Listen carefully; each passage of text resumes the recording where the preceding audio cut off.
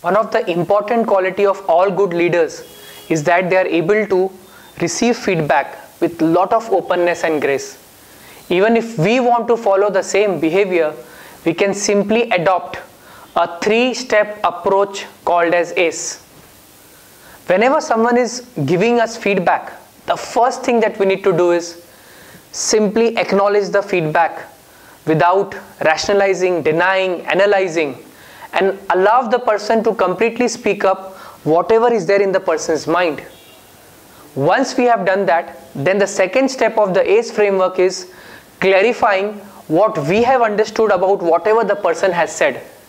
Many a times when people give us feedback, it triggers a lot of emotions within us, and then those emotions lead to either we misunderstanding what the person has said, or sometimes even misinterpreting why the person has said. Hence, it is so important to clarify.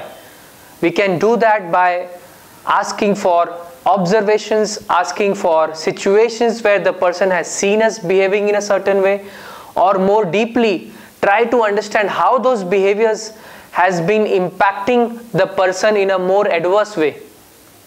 Once we clarify and achieve a common understanding of what the person wants to say, then we can move on to the third step of the framework, which is express our own views, our own thoughts, our own feelings about the feedback being offered.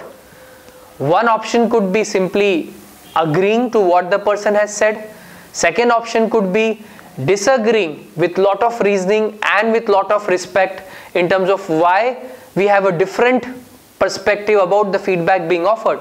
And the third option, which could be a very viable option, could be buying out time from the person so that we come back when we have thoroughly reflected and internalized over the feedback to have a far more fruitful conversation. If we follow this three-step ACE approach, then we will be able to create a very safe, a very open environment with people whom we are working, and that will enable them to share a lot of blind spots which we are not aware about ourselves, and that will eventually lead to we becoming good leaders.